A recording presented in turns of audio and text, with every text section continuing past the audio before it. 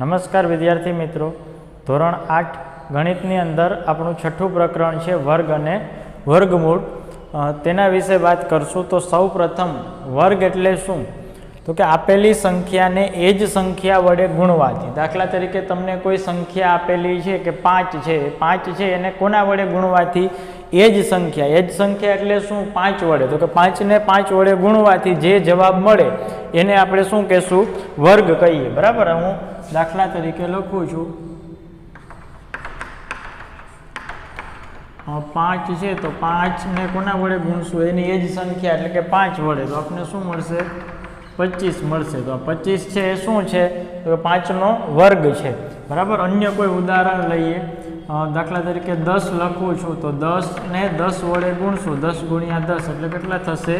આપણે ખબર છે કે 10 ગુણ્યા 10 એટલે શું થાય? 10. 10 ગુણ્યા 10 એટલે શું થાય? 100. તો આ 100 છે એ 10 નો વર્ગ છે. બરાબર. આપેલી સંખ્યાને એ જ સંખ્યા વડે ગુણવાથી જે સંખ્યા મળે છે એને આપેલી સંખ્યાનો વર્ગ કહેવાય. કોનો વર્ગ કહેવાય? આપેલી સંખ્યા. એટલે કે આ 10 નો વર્ગ 100, 5 નો વર્ગ 25, એમ 1 નો વર્ગ કેટલો થશે? 1 થશે. બરાબર. 2 નો વર્ગ કેટલો થશે? 4. 3 નો વર્ગ 9, 4 નો વર્ગ 16, 5 નો વર્ગ 25. એ રીતે આપણે કોઈ પણ સંખ્યાનો વર્ગ મેળવી શકીએ. ત્યારબાદ વાત કરશું પૂર્ણ વર્ગ સંખ્યાઓ. પૂર્ણ વર્ગ એટલે શું? તો કે આપેલી સંખ્યા જો કોઈ પૂર્ણાંકનો વર્ગ હોય તો આપેલી સંખ્યાને પૂર્ણ વર્ગ સંખ્યા કહેવાય. અથવા તો આપણે એવું પણ કહી શકીએ કે જે સંખ્યાનું વર્ગમૂળ નીકળતું હોય એને શું કહેવાય? પૂર્ણ વર્ગ સંખ્યા. અથવા તો જે કોઈ પણ સંખ્યા છે એ કોઈ એક સંખ્યાનો વર્ગ હોવો જોઈએ. દાખલા તરીકે આ 100 છે એ પૂર્ણ વર્ગ સંખ્યા છે. શા માટે? તો કે 100 છે એ 10 નો વર્ગ છે. 25 છે તો એ 25 શું છે? 5 નો વર્ગ છે. તો 25 છે એ પૂર્ણ વર્ગ સંખ્યા કહેવાય. બરાબર. એના આપણે ઉદાહરણ જોઈએ. દાખલા તરીકે 1 નો વર્ગ છે એ આ 1 છે, પૂર્ણ વર્ગ સંખ્યા છે. પછી 4 છે એ પણ પૂર્ણ વર્ગ સંખ્યા છે. 3 નો વર્ગ 9, 4 નો વર્ગ 16. એ રીતે અનંત સુધી આપણે સંખ્યાઓ લખી શકીએ. આ દરેક સંખ્યાઓ છે એ પૂર્ણ વર્ગ સંખ્યાઓ છે. એટલે કે એ કોઈ પૂર્ણાંક સંખ્યાનો વર્ગ છે. હવે 2 છે એ પૂર્ણ વર્ગ સંખ્યા નથી. શા માટે? તો કે 2 છે એ કોઈ સંખ્યાનો વર્ગ નથી. કોઈ સંખ્યાનો વર્ગ હોવો જોઈએ. બરાબર. 25 છે તો એ પૂર્ણ વર્ગ સંખ્યા છે. 5 નો વર્ગ છે એટલા માટે.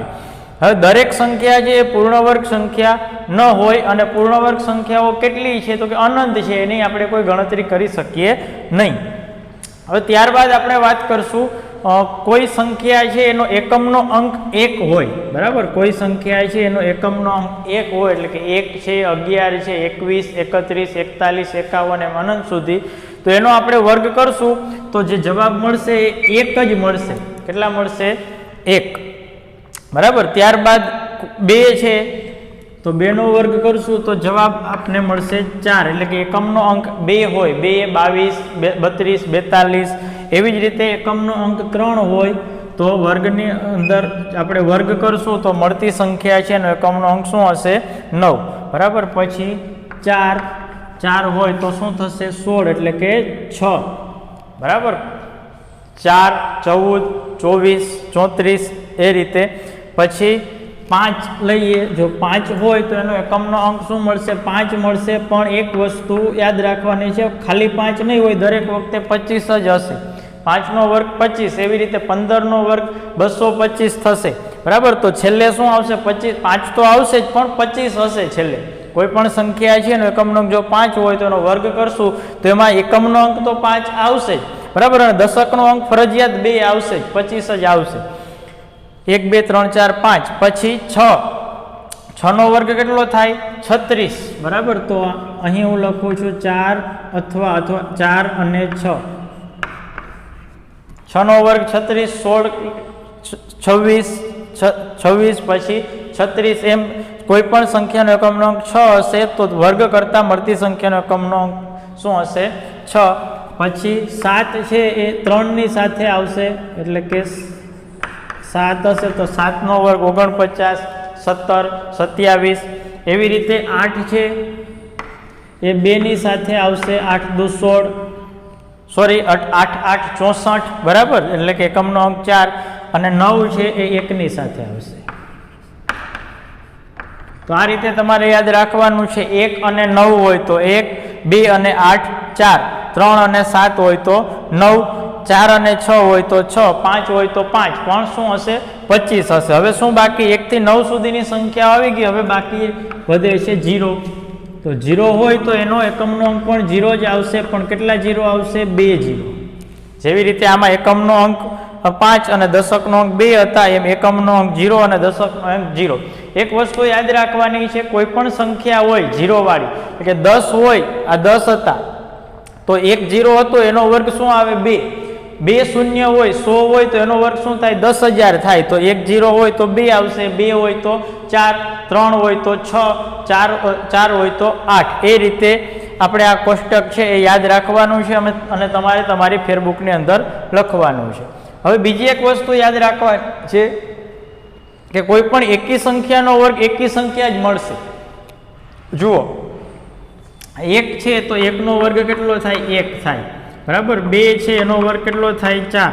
3 છે એનો વર્ગ કેટલો થાય? 9. 4 છે એનો વર્ગ કેટલા થાય? 16.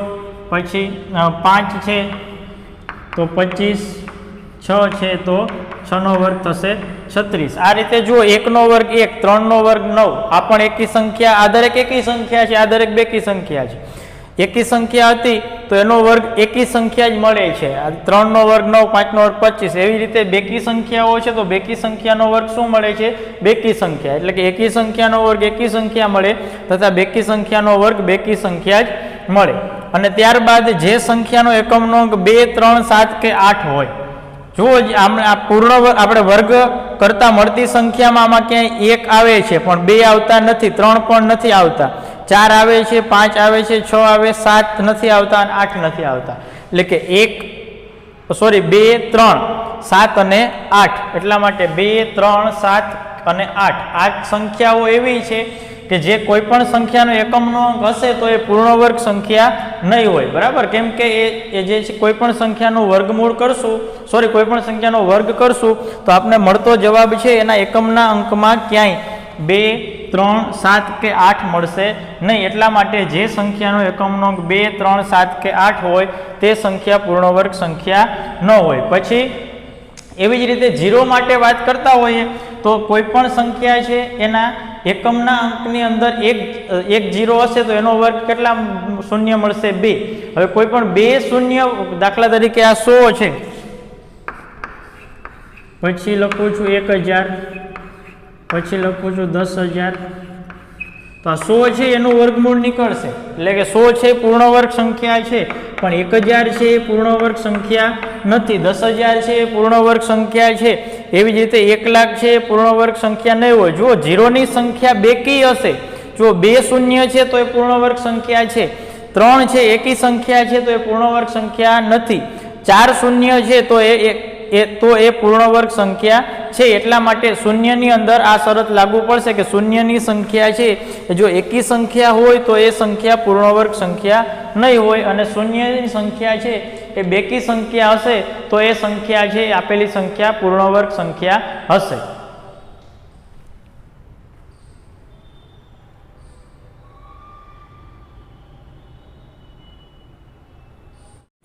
સ્વાધ્યાય 6.1 પ્રશ્ન પહેલો, નીચે આપેલ સંખ્યાઓના વર્ગ કરવાથી એકમનો અંક આપણે શું મળશે? આપણે સંખ્યા આપેલી છે, પહેલી સંખ્યા છે 81, તો 81 નો આપણે વર્ગ કરશું તો એકમનો અંક શું મળશે? બરાબર. એવી રીતે 272 નો વર્ગ કરશું તો આ દરેકના વર્ગ આપણે જાણતા ન હોઈએ અને આપણે દરેકના વર્ગ કરવાની પણ કાંઈ જરૂર નથી. તો શું કરશું? તો એકમનો અંક છે એનો વર્ગ કરશું. અહીં 1 છે એટલે એનો વર્ગ 1 ગુણ્યા 1. 1 ગુણ્યા 1 શું થશે? 1 થશે. એટલા માટે નીચે આપણે લખીશું 81 વર્ગના એકમનો અંક. એકમનો અંક આપણે શું મળશે? 1 મળશે. બરાબર. આપણે અગાઉ કોષ્ટકની અંદર જોયું કે 1 અને 9 હોય તો એનો એકમનો અંક 1 જ મળે. બરાબર. 2 અને 8, બરાબર. 3 અને 7, 4 અને 6 એ રીતે આપણે જોયું. પણ આપણે ગાણિતિક રીતે આપણે આ રીતે લખી શકીએ. ત્યારબાદ બીજો પ્રશ્ન છે 272. શું કરવાનું છે? એકમનો અંક છે એનો ખાલી વર્ગ મેળવવાનો છે.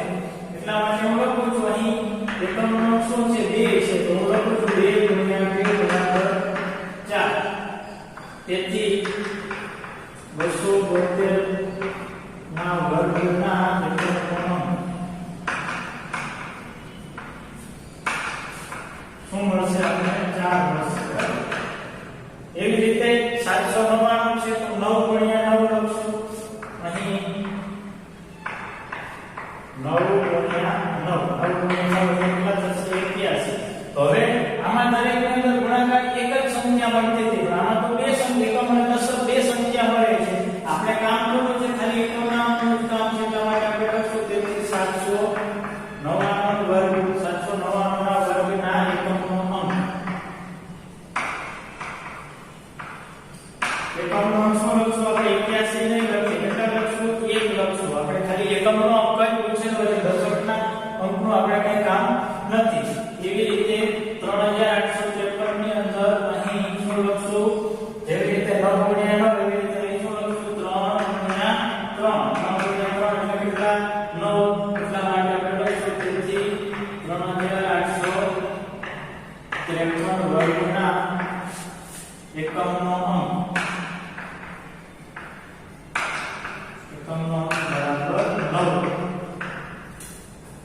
ત્યારબાદ 1234 એટલા માટે આપણે લખશું અહીં 4 ગુણ્યા 4 બરાબર 16 તેથી 1234 વર્ગના એકમનો અંક શું મળશે આપણે 6 મળશે બરાબર એકમનો અંક બરાબર 6 એવી રીતે 7 છે તો શું મળશે 9 બરાબર 8 છે તો શું મળશે 2 0 છે તો ડબલ 0 બરાબર આપણે ગાણિતિક રીતે લખી અહીં શું લખશું 7 ગુણ્યા 7 7 ગુણ્યા 7 એટલે કેટલા 49 તો તેથી 26387 વર્ગના એકમનો અંક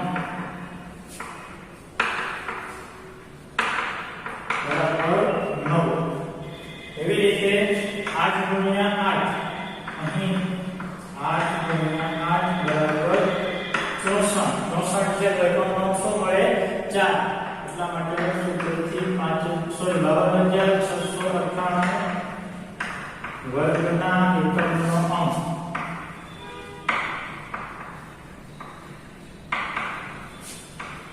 શું મળશે આપણે 4 64 છે એટલા માટે લખશું 4 ત્યારબાદ એકમના અંકનો ગુણાકાર આપણે આ રીતે 8 ગુણ્યા 8 હતા એવી રીતે શું થશે 0 ગુણ્યા 0 કેટલા મળશે 0 તેથી 99880 વર્ગના એકમનો અંક એકમનો અંક શું મળશે 0 બરાબર 0 ત્યારબાદ અહીં લખશું 6 ગુણ્યા 6 6 ગુણ્યા 6 એટલે કેટલા થશે 36 એટલા માટે આપણે લખશું તેથી 12796 વર્ગના એકમનો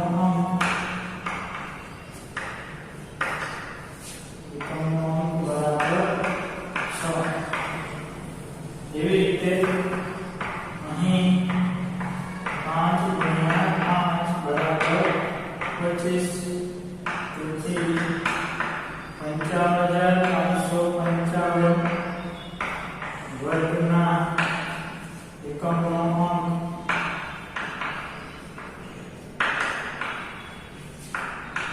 બરાબર 5 આ રીતે આપણો પ્રશ્ન 1 છે પૂર્ણ થશે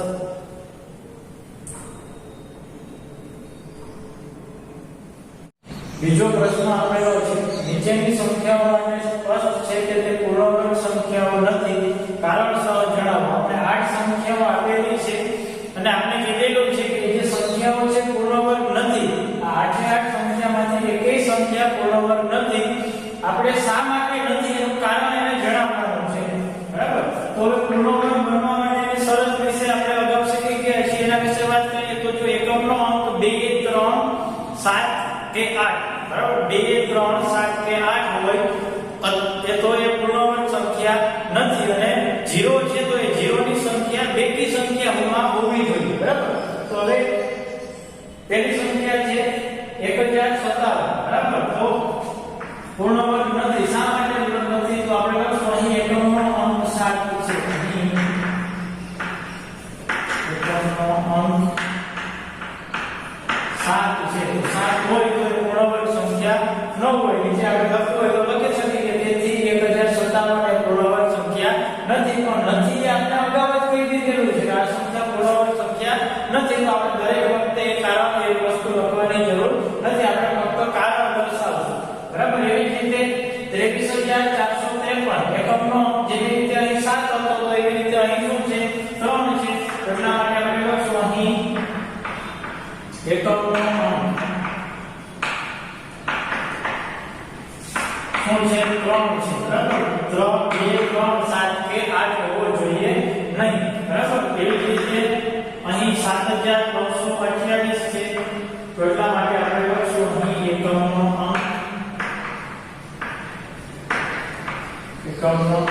શું છે 8 છે બરાબર ત્યારબાદ એકમનો અંક શું છે 2 બરાબર તો એટલા માટે આપણે લખશું અહીં એકમનો અંક 2 છે અહીં એકમનો અંક 2 છે એટલા માટે 22222 છે એ પૂર્ણ વર્ગ સંખ્યા નથી ત્યારબાદ તો 0 આવે છે પણ 0 છે એની સંખ્યા કેવી હોવી જોઈએ બેકી સંખ્યા હોવી જોઈએ કાં તો છેલ્લે 0 હોય તો 2 0 હોવા જોઈએ અથવા તો 4 અથવા તો 6 અહીં કેટલા આપેલા છે 3 તો એટલા માટે આપણે લખશું અહીં શૂન્યની સંખ્યા શૂન્ય તો છે પણ શૂન્યની સંખ્યા એકી સંખ્યા છે કેવી સંખ્યા છે એકી સંખ્યા શૂન્ય છે પણ એકી સંખ્યામાં શૂન્ય છે કેવા હોવા જોઈએ બેકી સંખ્યા હોવી જોઈએ શૂન્યની સંખ્યા બરાબર અહીં શૂન્યની સંખ્યા એકી સંખ્યા છે એટલા માટે 64000 છે 64000 છે કે પૂર્ણ વર્ગ સંખ્યા નથી જો અહીં 64000 ની બદલે 6400 આપેલા હોત તો એ પૂર્ણ વર્ગ સંખ્યા બને અથવા તો 640000 આપેલા હોય તો પણ એ પૂર્ણ વર્ગ સંખ્યા બને ત્યારબાદ 89722 તો એકમનો અંક શું છે 2 એટલા માટે પૂર્ણ વર્ગ સંખ્યા નથી અહીં એકમનો અંક 2 છે અહીં એકમનો અંક 2 છે એટલા માટે પૂર્ણ વર્ગ સંખ્યા નથી ત્યારબાદ ફરીથી પાછા શૂન્ય કેટલા શૂન્ય છે 1 2 અને 3 શૂન્ય છે એટલા માટે એકી સંખ્યા છે એટલા માટે આપણે કારણની અંદર લખશું અહીં શૂન્યની સંખ્યા કેવી છે એકી સંખ્યા છે શૂન્ય એકી સંખ્યામાં હોવા જોઈએ બરાબર એવી રીતે 50000 5 લાખ 5050 બરાબર તો એમાં પણ શૂન્યની સંખ્યા કેટલી છે 1 છે છેલ્લે છે એકમના અંકમાં 1 શૂન્ય છે એટલા માટે આપણે લખશું અહીં શૂન્યની સંખ્યા અહીં એકમના અંકમાં શૂન્યની સંખ્યા કેટલી છે 1 બરાબર એટલે અહીં શૂન્યની સંખ્યા એકી સંખ્યા છે હવે જ્યારે હું સંખ્યાની વાત શૂન્યની સંખ્યાની વાત કરું છું ત્યારે આ છેલ્લે રહેલા શૂન્યની વાત છે બરાબર એવી રીતે અહીં 3 અહીં શૂન્ય 3 છે તો આ 0 આ 0 એ 0 ની વાત નથી આ છેલ્લે કેટલા શૂન્ય છે એની વાત કરીએ છીએ બરાબર શૂન્યની આ બધામાં તો છેલ્લે છે શૂન્ય પણ આમાં વચ્ચે પણ શૂન્ય આપેલા છે એ શૂન્યની ગણતરીમાં લેવાના નથી આ છેલ્લે કેટલા શૂન્ય છે એની વાત કરું છું બરાબર અહીં શૂન્યની સંખ્યા એકી સંખ્યા છે હવે જો એકી સંખ્યા એકમનો અંક શું હોય તો પૂર્ણ વર્ગ સંખ્યા હોય તો કે 2 3 7 કે 8 હોવા જોઈએ નહીં એના સિવાયની સંખ્યા એટલે કે જો 1 હશે અથવા તો 4 5 પછી 6 9 અથવા તો 2 0 અથવા 3 2 અથવા 4 અથવા 6 એ બરાબર ત્યારબાદ આપણો ત્રીજો પ્રશ્ન નીચે આપેલી સંખ્યાઓમાંથી કઈ સંખ્યાનો વર્ગ કરતા મોટી સંખ્યા એકી સંખ્યા હશે આપણે ખબર છે કે એકી સંખ્યાનો વર્ગ કરશું તો જવાબ એકી સંખ્યા મળશે બેકી સંખ્યાનો વર્ગ કરશું તો જવાબ બેકી સંખ્યા મળશે એટલા માટે આપણે જોવાનું છે કે એકી સંખ્યા કઈ છે તો અહીં છે એકમનો અંક 1 છે તો આ એકી સંખ્યા છે અહીં 2826 છે એકી સંખ્યા છે બેકી સંખ્યા 7